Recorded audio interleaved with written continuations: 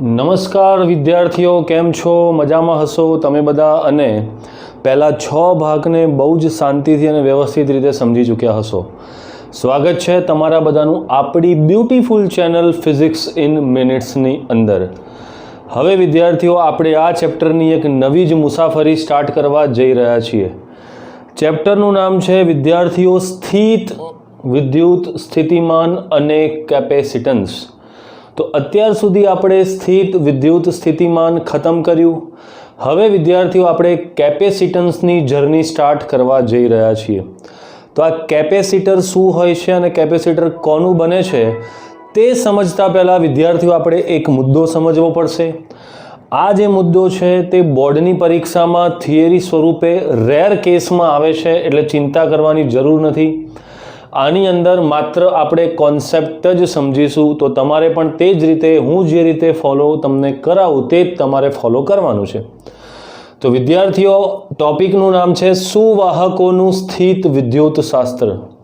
તો વિદ્યાર્થીઓ, આ જે કેપેસિટર હોય, આ કેપેસિટર બને છે સુવાહકનું. અને આ જે સુવાહક છે, આ સુવાહકને કોઈ બાહ્ય વિદ્યુત ક્ષેત્રની અંદર મૂકવામાં આવે તો તે કઈ રીતે બિહેવ કરે છે તે આપણે જોવાનું છે. જે રીતે તમે સ્કૂલમાં કઈ રીતે બિહેવ કરો છો, તો તમારા ઉપર સ્કૂલનું ક્ષેત્ર લાગુ પડેલું હોય છે, ઘરનું ક્ષેત્ર અલગ લાગુ પડેલું હોય છે. તો તે જ રીતે વિદ્યાર્થીઓ કોઈ પણ સુવાહકનું સ્થિત વિદ્યુત શાસ્ત્ર સમજવાનું છે. પહેલો મુદ્દો એ છે કે સુવાહકની અંદરના ભાગમાં સ્થિત વિદ્યુત શાસ્ત્ર હંમેશા, એટલે કે સ્થિત વિદ્યુત ક્ષેત્ર હંમેશા શૂન્ય હોય છે. તો કોઈ પણ સુવાહક હોય વિદ્યાર્થીઓ, કોઈ પણ સુવાહક હોય તો તે સુવાહકની અંદર હંમેશા પરિણામી વિદ્યુત ક્ષેત્ર શૂન્ય જ હોય છે. જો આ સુવાહક તમે વિદ્યુત ભારિત નથી કર્યો તો પણ તેની અંદર વિદ્યાર્થીઓ પરિણામી વિદ્યુત ક્ષેત્ર શૂન્ય જ હોય છે. એનું કારણ એ છે કે આ જે સુવાહક છે તે સુવાહકની અંદર ચોખ્ખો પરિણામી વિદ્યુતભાર હંમેશા શું બને છે? શૂન્ય બને છે. કારણ કે તેની પાસે જેટલા પ્રોટોન હશે તેટલા જ ઇલેક્ટ્રોન હશે. તો પ્રોટોન અને ઇલેક્ટ્રોનનો વીજભાર ભેગા થઈને પરિણામી વિદ્યુતભાર 0 કરી દે છે. એટલે વિદ્યાર્થીઓ, આ જે સુવાહક છે તે સુવાહકની અંદરના વિસ્તારમાં વિદ્યાર્થીઓ વિદ્યુત ક્ષેત્ર હંમેશા શૂન્ય હોય છે. જો તમે આ સુવાહકને વિદ્યુત ભારિત કરો, અને તેના ઉપર એક વધારાનો વિદ્યુતભાર જો તમે મૂકો તો તે વધારાનો વિદ્યુતભાર હંમેશા બાહ્ય સપાટી પર જ જમા થાય છે. તો યાદ રાખજો, સુવાહકની અંદર વધારાનો વિદ્યુતભાર બાહ્ય સપાટી પર જમા થાય. જો તમે આ જગ્યાએ વિદ્યુતભાર મૂકો તો તે બધો એકબીજાને અપા કરશે, કારણ કે આ તો સુવાહક છે, સુવાહકમાં વિદ્યુતભારોની ગતિ શક્ય છે. તો તે બધો જ વિદ્યુતભાર એકબીજાને અપાકર્ષીને બાહ્ય સપાટી પર આવી જાય અને અંદર ફરી પાછો જે પરિણામી વિદ્યુતભાર તો શૂન્ય થઈ જાય.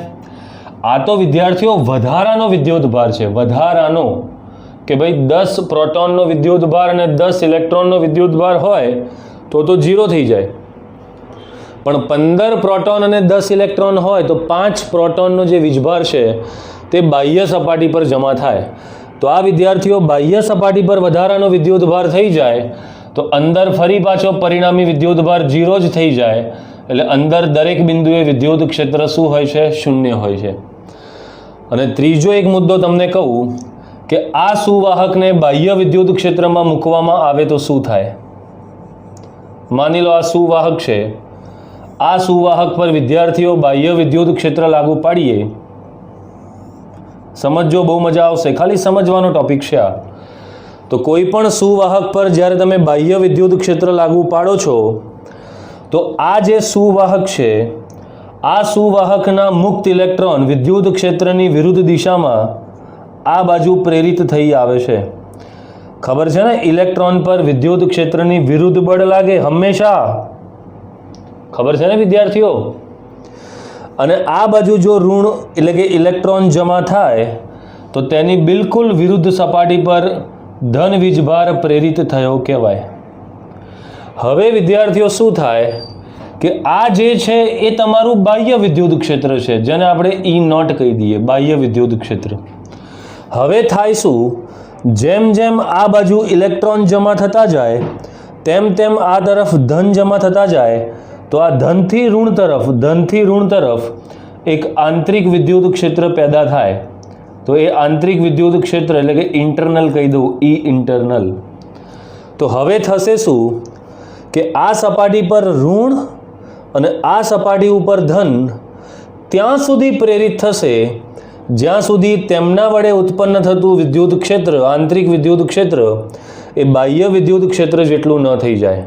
તો વિદ્યાર્થીઓ, આ સુવાહકની અંદર બોલો પરિણામી વિદ્યુત ક્ષેત્ર શું થશે?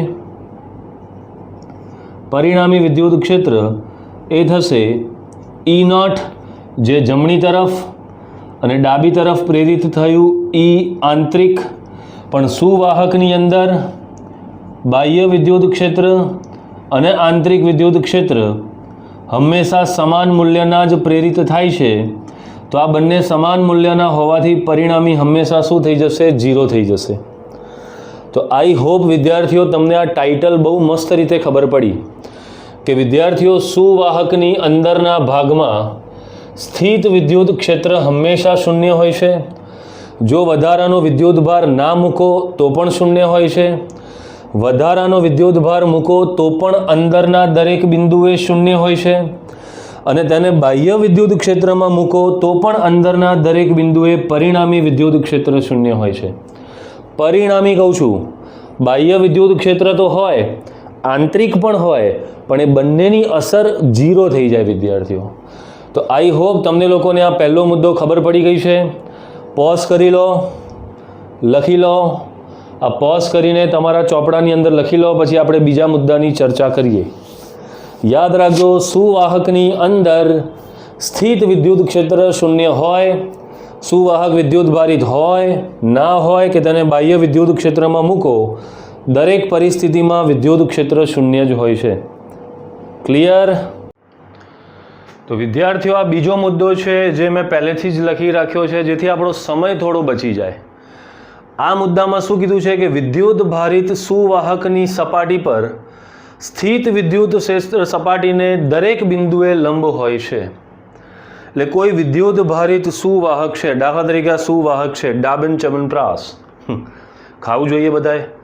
તો આ જે સુવાહક છે, આ સુવાહકની સપાટી પર જે વિદ્યુત ભાર હશે તે સપાટીને હંમેશા લંબ રૂપે વિદ્યુત ક્ષેત્ર ઉત્પન્ન કરશે. આ રીતે હંમેશા વિદ્યુત ક્ષેત્ર તેની સપાટીને કેવું હોવું જોઈએ?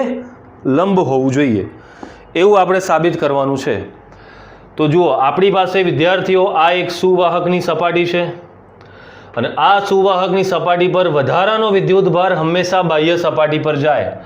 આ લાઈન ક્યારે ભૂલવાની નથી. સુવાહકમાં વધારાનો વિદ્યુત ભાર હંમેશા બહારની સપાટી પર જ રહે. તો આ બહારની સપાટી પર જમા થાય અને આપણે શું સાબિત કરવાનું છે કે એ જે વિદ્યુત ક્ષેત્ર ઉત્પન્ન કરશે તે સપાટીના દરેક બિંદુએ કેવું હોય છે? લંબ હોય છે, 90 ડિગ્રી હોય છે. તમને ખબર હશે કે આપણે શું ભણી રહ્યા છીએ? આપણે ભણી રહ્યા છીએ સ્થિત વિદ્યુત શાસ્ત્ર. સ્થિત વિદ્યુત શાસ્ત્ર એટલે વિદ્યાર્થીઓ સ્થિર વિદ્યુત ભારોનો અભ્યાસ. કેવા વિદ્યુત ભારોનો અભ્યાસ? સ્થિર વિદ્યુત ભારોનો અભ્યાસ. આનો મતલબ આ જે વધારાનો વિદ્યુત ભાર છે તે સપાટી પર કેવી અવસ્થામાં હોવો જોઈએ? સ્થિર વિદ્યુત ભાર હોવો જોઈએ. આનો મતલબ આપણે અહીંયા લખ્યું છે કે વધારાનો વિદ્યુત ભાર બધો ક્યાં જમા થાય? બાહ્ય સપાટી પર. અને તે બાહ્ય સપાટી પર જે વિદ્યુત ભારો જમા થાય તે સ્થિર અવસ્થામાં હોવા જોઈએ. હવે આપણે સાબિત કરવાનું છે કે વિદ્યુત ક્ષેત્ર દરેક બિંદુએ લંબ છે. હવે લંબ છે એવું સાબિત કરવા માટે હું ધારું છું કે લંબ નથી.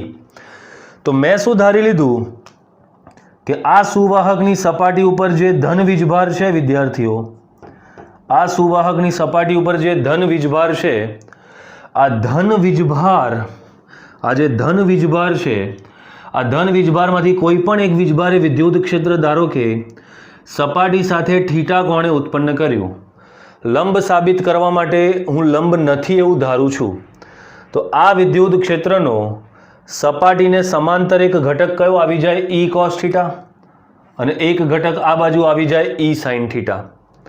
તો મેં અહીંયા લખ્યું છે જો વિદ્યુત ક્ષેત્ર લંબ ના હોય, વિદ્યુત ક્ષેત્ર લંબ ના હોય તો તેનો સપાટીને સમાંતર એક અશૂન્ય ઘટક મળે.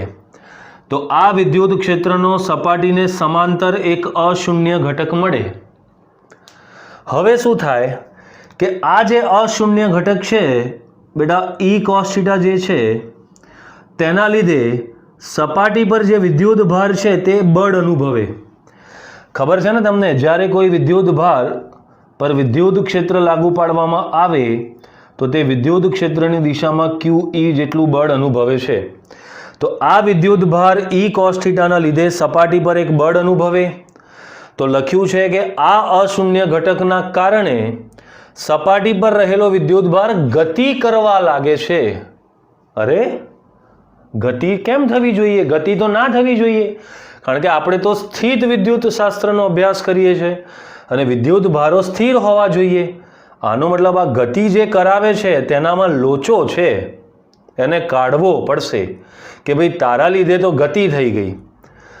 આનો મતલબ કે આ E cos θ ઘટક હોવો જ ના જોઈએ, કારણ કે આના લીધે વિદ્યાર્થીઓ વિદ્યુત ભાર શું કરે છે? ગતિ કરે છે. પરંતુ એમાં E તો 0 નથી, તો cos θ 0 થાય. તો cos θ 0 થાય તો θ બરાબર 90 થઈ જાય. આનો મતલબ આ જે ખૂણો છે વિદ્યાર્થીઓ તે 90 હોવો જોઈએ. તો જુઓ આ સપાટીને લંબ રૂપે સાબિત કરી દીધું છે વિદ્યાર્થીઓ. છે ને બ્યુટીફુલ કોન્સેપ્ટ? બોલો ખબર પડી કે ના પડી? મજા આવી કે ના આવી? એન્જોય કરો ટીચિંગને, જલસા કરો વિદ્યાર્થીઓ. બહુ ટેન્શન લઈને ભણવાની જરૂર નથી. મહેનત કરતા રહો, નોટ્સ બનાવતા રહો, વારંવાર રિવિઝન કરતા રહો. હું પ્રયત્ન કરીશ કે તમને વિદ્યાર્થીઓ બધું જ ભણાવું. ના ભણાવી શકું તો આઈ એમ સોરી. ચલો તમારા ચોપડામાં લખી દો, પોઝ કરીને બધું લખી દો. ક્લિયર? આવડી ગયું? આ આવ્યો વિદ્યાર્થીઓ ત્રીજો મુદ્દો કે સ્થાયી સ્થિતિમાં સુવાહકની અંદર વધારાનો વિદ્યુતભાર રહી શકે નહીં. એટલે કોઈ પણ સુવાહક હોય તે તેની અંદર વધારાનો વિદ્યુતભાર ના રાખી શકે, કારણ કે વધારાનો વિદ્યુતભાર તો આમ બાહ્ય સપાટી પર જતો રહે, બહાર જતો રહે. આવું કેમ થાય વિદ્યાર્થીઓ? તો હું તમને કહું કે દાખલા તરીકે આ એક સુવાહક છે, આ સુવાહક છે. મેં હમણાં જ કીધું કે સુવાહકની અંદર દરેક બિંદુએ વિદ્યુત ક્ષેત્ર શું હોય છે? શૂન્ય હોય છે. તો તમે એક કામ કરો, સુવાહકની સપાટીની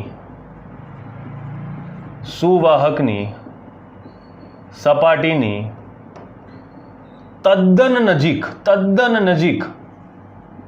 અંદર તરફ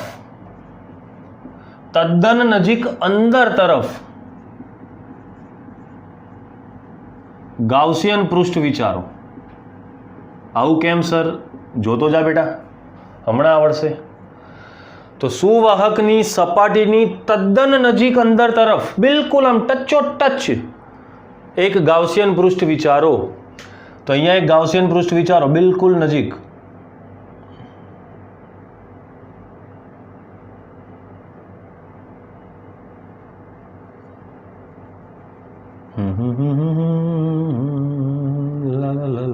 આ વિચાર લીધું ગાઉસિયન પૃષ્ઠ. આ ગાઉસિયન પૃષ્ઠને પૂછો, ગાઉસિયન પૃષ્ઠ બોલ તારી અંદર દરેક બિંદુએ E કેટલો? તો શું કહેશે? 0. ગાઉસિયન પૃષ્ઠના અંદર દરેક બિંદુએ E 0 છે. તો મને એક વસ્તુનો જવાબ આપો કે આ ગાઉસિયન સુવાહકની અંદર સપાટીની તદ્દન નજીક ગાઉસિયન પૃષ્ઠ વિચારો. આ ગાઉસિયન પૃષ્ઠની અંદર સુવાહકના દરેક બિંદુએ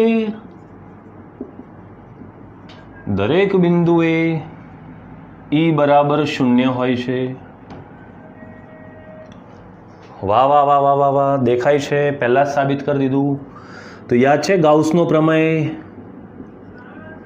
ગાઉસના પ્રમેય પરથી પહેલું ચેપ્ટર 10 વર્ષ પહેલાં ભણ્યા હતા. યાદ છે વિદ્યાર્થીઓ?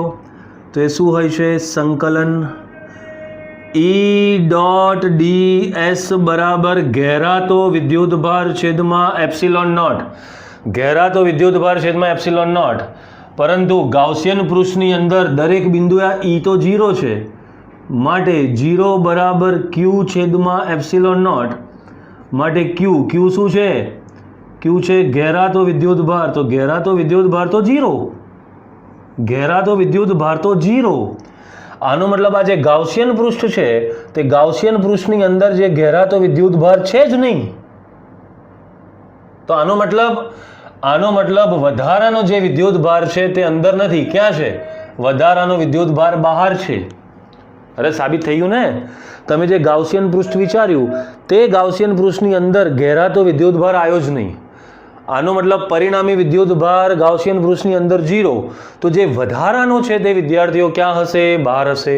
અરે અંદર નથી તો ક્યાં હશે? બહાર હશે. સાબિત થઈ ગયું ને? અંદર નહીં તો બહાર.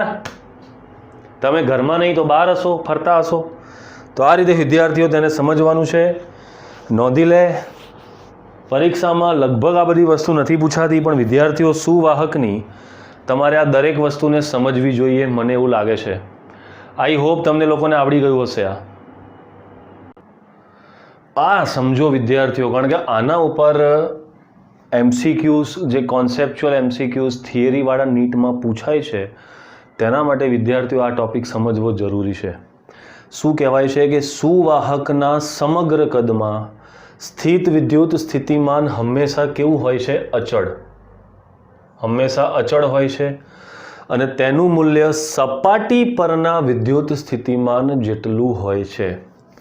હવે આની સાબિતી હું મેથેમેટિકલ સ્વરૂપે આપી શકું, એમાં કોઈ ટેન્શન નહીં. કે દાખલા તરીકે વિદ્યાર્થીઓ, આ છે આપણી પાસે એક સુવાહક. સુવાહક પર વધારાનો વિદ્યુતભાર બધે બહાર જતો રહ્યો, એ આપણે સાબિત કરી ચૂક્યા. સુવાહકની અંદર દરેક બિંદુએ વિદ્યુત ક્ષેત્ર 0 હોય છે, તે પણ આપણે સાબિત કરી ચૂક્યા. તો વિદ્યાર્થીઓ, આ કિસ્સામાં આપણે સાબિત કરવાનું છે કે સુવાહકની અંદરના દરેક બિંદુએ વિદ્યુત સ્થિતિમાન 0 હોતું નથી. વિદ્યુત સ્થિતિમાન અચળ હોય છે અને તેનું મૂલ્ય કેટલું હોય છે? જેટલું સપાટી પર વિદ્યુત સ્થિતિમાન હોય તેટલું જ અંદર હોય છે. દાખલા તરીકે સપાટી પર વિદ્યુત સ્થિતિમાન છે વિદ્યાર્થીઓ 10 વોલ્ટ, 10 વોલ્ટ. તો સુવાહકની અંદર દરેક બિંદુએ 10 10 10 10 10 10 10 10 10 10 10 બધે 10 વોલ્ટ હશે. આવું કેમ? તો વિદ્યાર્થીઓ, આપણને આમાં થિયોરિટિકલ વર્ણન બી છે અને મેથેમેટિકલી બી છે. આમાં એવું હોય કે વિદ્યાર્થીઓ, આપણે જાણીએ છીએ કે વિદ્યુત ક્ષેત્ર અને વિદ્યુત સ્થિતિમાન વચ્ચેનો સંબંધ છે -dV/dl. આ તમને લોકોને ખબર હશે, -dV/dl. પરંતુ સુવાહકના અંદરના દરેક બિંદુએ E શું હોય છે? 0. માટે dV/dl 0. આ E 0 માટે dV/dl 0. માટે dV બરાબર શું થઈ જાય? 0.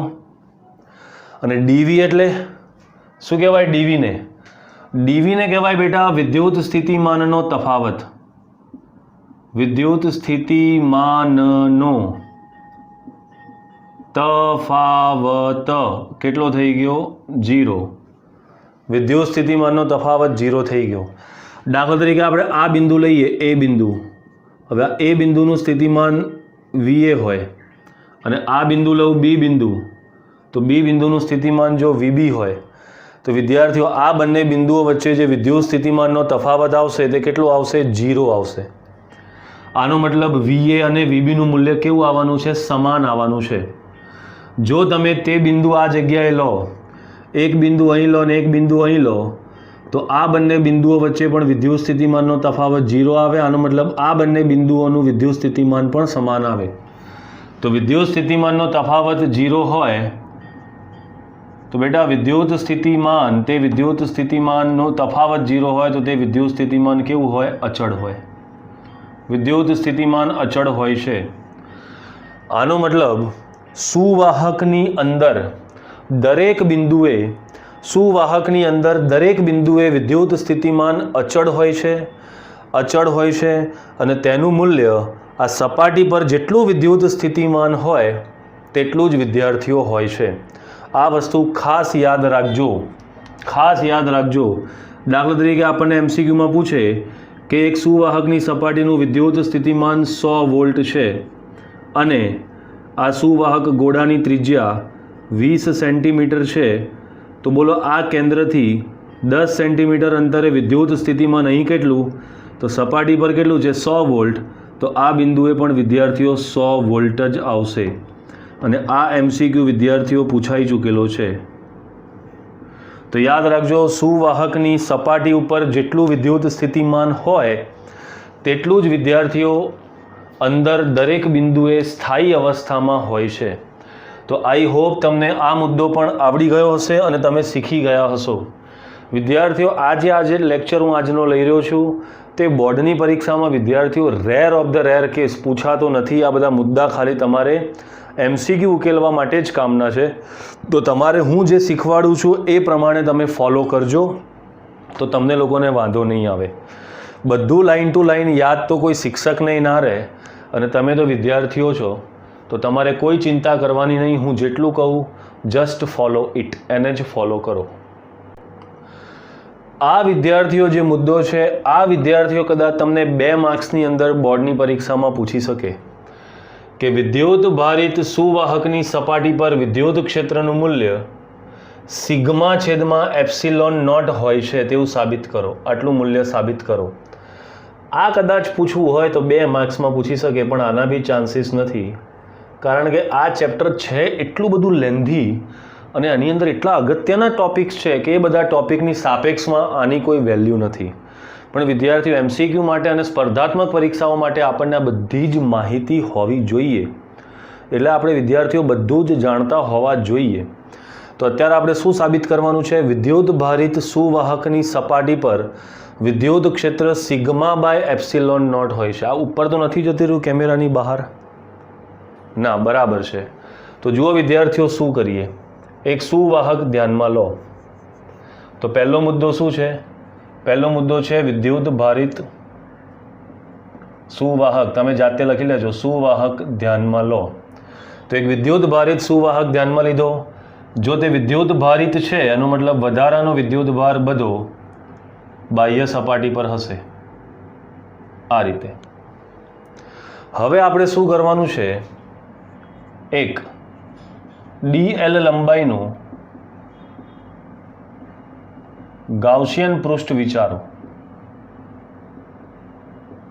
જેનો અડધો ભાગ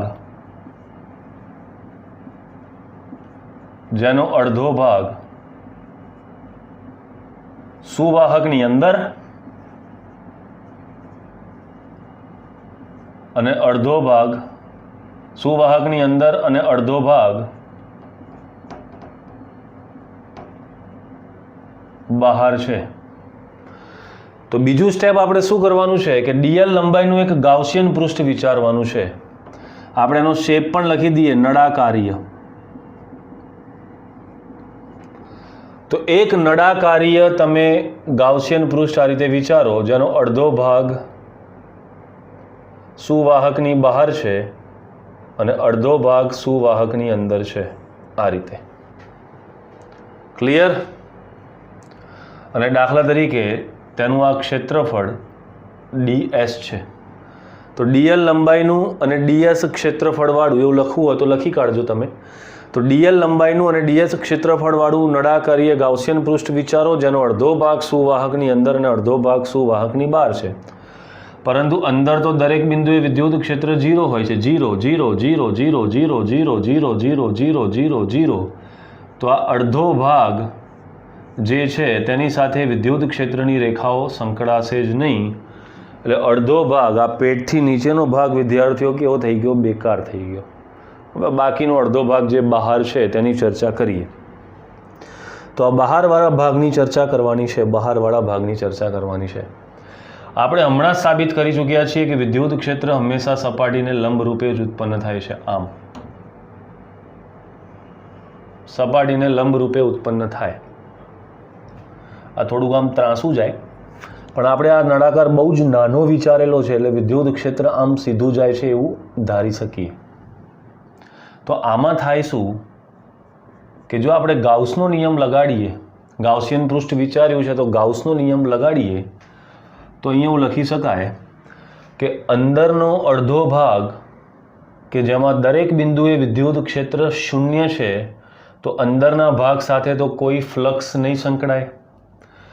બહારનો જે ભાગ છે તો બહારના ભાગમાં તમને પહેલા ચેપ્ટરમાં ખબર છે કે વિદ્યુત ભાર હંમેશા ઘેરાતો વિદ્યુત ભાર લેવાનો. તો આ જેટલું ક્ષેત્રફળ છે તેટલું જ ક્ષેત્રફળ આ સુવાહકની સપાટી પર લેવું પડશે અને તેની અંદરનો આ જ વિદ્યુત ભાર આપણે ગણતરીમાં લઈ શકીએ. એવી આશા રાખું છું કે ગાઉસનો નિયમ તમને લોકોને બહુ સારી રીતે યાદ છે. ગાઉસનો નિયમ શું કહે છે કે તમે જે ગાઉસિયન પૃષ્ઠ વિચારો તે ગાઉસિયન પૃષ્ઠ વડે ઘેરાતો વિદ્યુત ભાર લેવાનો છે. તો આ બહારનો વિદ્યુત ભાર ન લઈ શકાય અને ક્ષેત્રફળ સદિશ આ સપાટીનો હંમેશા લંબ રૂપે બહાર આવે ds અને વિદ્યુત ક્ષેત્ર E પણ તે જ દિશામાં છે. તો વિદ્યાર્થીઓ આકૃતિ પરથી સ્પષ્ટ છે કે વિદ્યુત ક્ષેત્ર E સદિશ અને ક્ષેત્રફળ સદિશ પરસ્પર સમાંતર છે અને જો E અને ds પરસ્પર સમાંતર છે તો થીટા બરાબર કેટલો થઈ જશે? 0 ડિગ્રી થઈ જાય.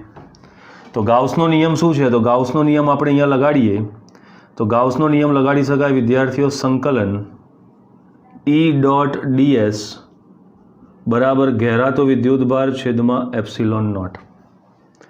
પણ E અને ds વચ્ચેનો ખૂણો તો 0 આપેલો છે એટલે વિદ્યાર્થીઓ આ શું થઈ જાય? સંકલન E ds cos 0 બરાબર q છેદમાં એપ્સિલોન નોટ. હવે આ જે E છે તે E અચળ હોવાથી, Eનું મૂલ્ય તો અચળ હોવાથી Eને બહાર લઈએ તો સંકલન ds બરાબર શું થઈ જાય? q છેદમાં એપ્સિલોન નોટ. હવે વિદ્યાર્થીઓ તમે જોઈ શકો છો કે આપણે આ ક્ષેત્રફળને ds ડેશ કહી દઈએ, સૂક્ષ્મ ક્ષેત્રફળ. તો આવું ds dash ds dash ds dash ds dash ds dash ds dash ds ડેશના સંકલનથી શું થઈ જશે? ds થઈ જશે. તો અહીંયા લખી શકાય E ઇન્ટુ ds બરાબર q છેદમાં એપ્સિલોન નોટ. આ q શું છે? તો q જે છે તે આ ગાઉસિયન પૃષ્ઠ વડે ઘેરાતો વિદ્યુત ભાર.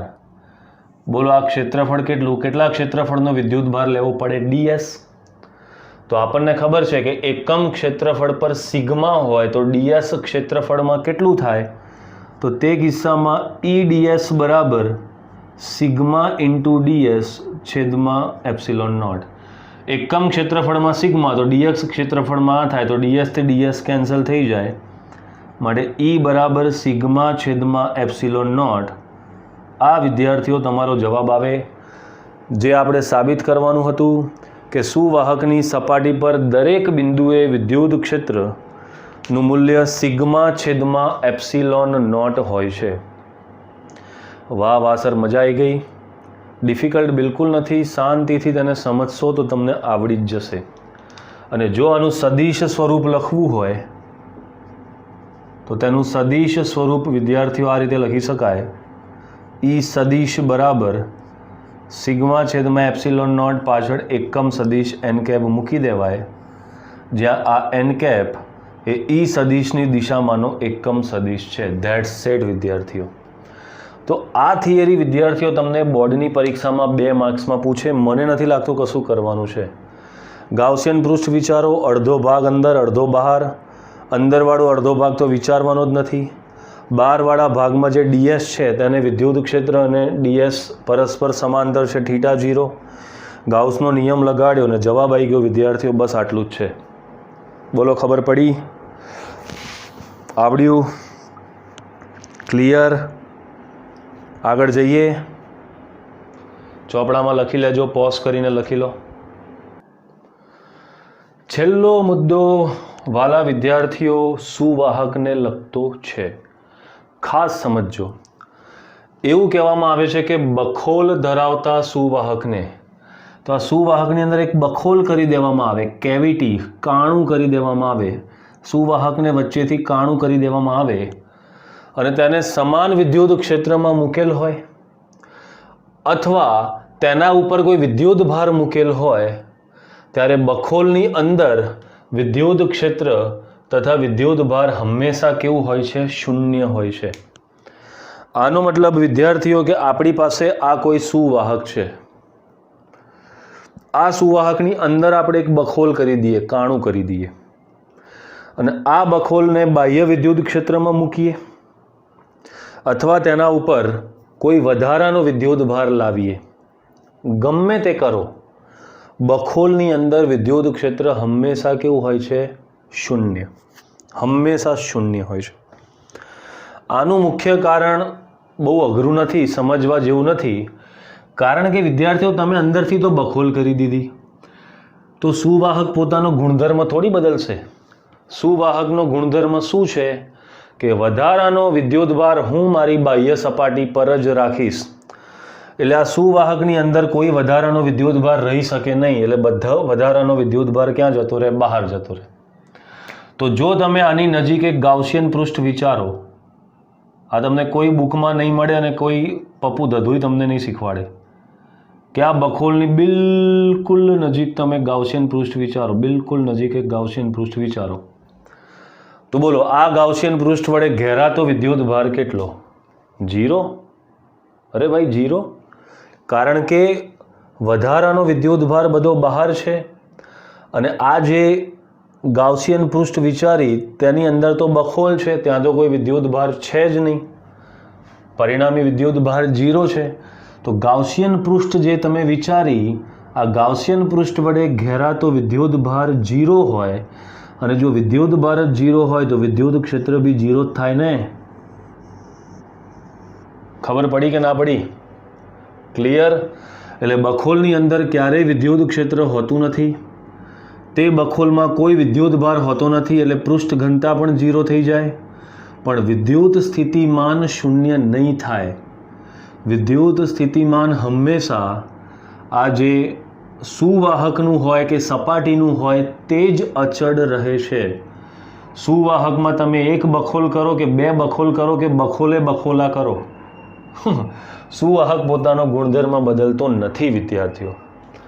એટલે અહીંયા એક મસ્ત તમને એક વ્યાખ્યા શીખવાડું. જુઓ કે સુવાહકની બહાર ગમે તે વિદ્યુત ભાર કે ક્ષેત્ર હોય, આ સુવાહકની બહાર ગમે તે વિદ્યુત ભાર કે ક્ષેત્ર હોય, પરંતુ સુવાહકની અંદરની બખોલ બહારની જે વિદ્યુત અસરોથી શિલ્ડેડ હોય છે. શિલ્ડેડ એટલે સુરક્ષિત હોય છે.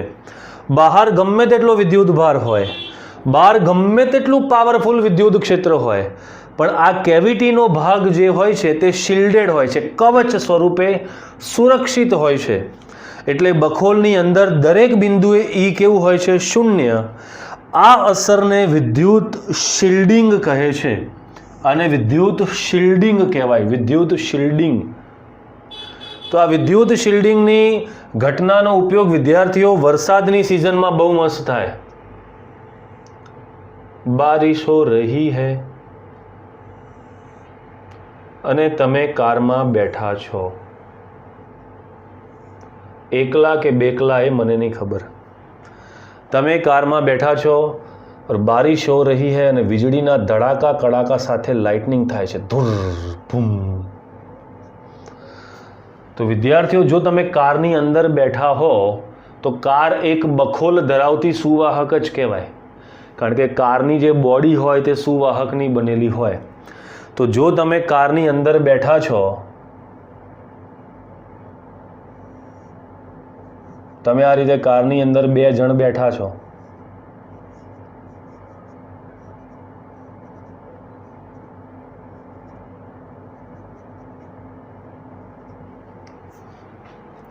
તો વિદ્યાર્થીઓ આ બહાર જે વીજળીના કડાકા થઈ રહ્યા છે તે તમને કોઈ અસર ના કરે, તમે શિલ્ડેડ છો. કેમ? કારણ કે બહાર ગમે તેટલો વિદ્યુત ભાર કે વિદ્યુત ક્ષેત્ર હોય, બખોલની અંદર બહારના વિદ્યુત ભારોની અસર થતી જ નથી. એટલે આજે વીજળીના કડાકા એટલે વિદ્યુત ક્ષેત્ર જ કહેવાય.